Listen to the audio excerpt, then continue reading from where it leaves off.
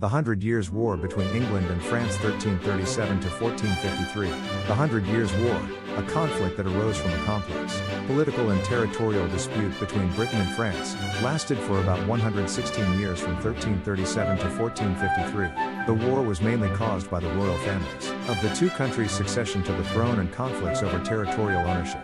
The outcome of the war ended with the victory of France, where most of Britain's territory in France was lost, and France achieved centralization and laid the foundation for national unity. 1. The background of the war. The cause of the Hundred Years' War stems from a long-standing feud between the French and the British. After the Norman conquest in 1066, the English royal family came to own several territories within France. The dual status of the English king, as the patron of the French king, heightened tensions between the two countries. In 1328, when French King Charles IV died without succession, his cousin, Philip VI, was crowned, but the conflict intensified when English King Edward III also claimed the French throne. Edward III asserted his legitimacy to the French throne, because his mother was the sister of Charles IV. 2. Major battles and events. The Hundred Years' War can be divided into three main periods: the Edwardian War, the Lancaster War, and the closing stages. Edwardian Wars 1337 to 1360. Edward III declared war on Philippe V in 1337. Beginning the war, Britain won a great victory with its long arms at the Battle of Cress in 1346, and French King Jean II was captured at the Battle of Poitiers in 1356, sending shockwaves throughout the war.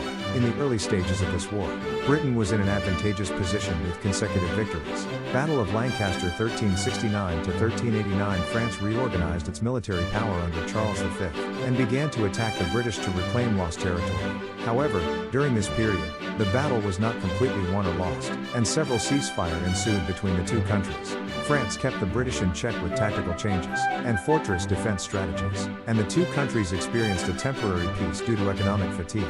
Closing stages 1415 to 1453. The war rekindled with the resumption of Henry V of England in 1415. He won a decisive victory over the French at the Battle of Agincourt, and was granted French succession with the Treaty of Troyes in 1420. However, after Henry V died early, the French began to fight back with the help of Joan of Arc. Jeanne d'Arc turned the tide by leading the French to victory at the Battle of Orléans in 1429. Later, the French defeated the British with a series of victories, and the final battle at Bordeaux ended in 1453. 3. The consequences of war. With the conclusion of the Hundred Years' War, Britain lost almost all of its territory in France, and France was reborn as an independent and unified state. Internally, England entered a new civil war called the Rose Wars between the Lancaster and York families, and the monarchy was greatly weakened. On the other hand, France strengthened centralization and consolidated the monarchy.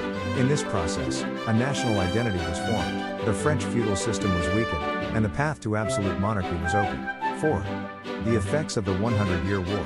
The war affected not only the two countries but also Europe as a whole.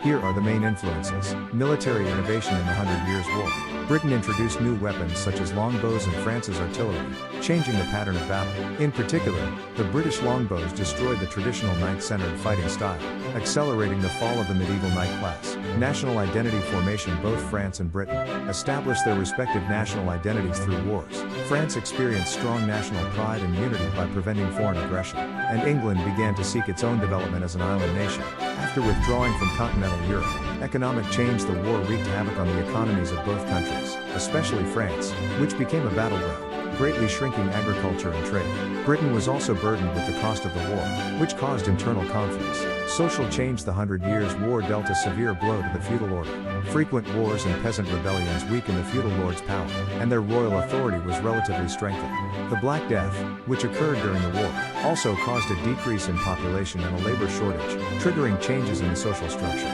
5. Conclusion.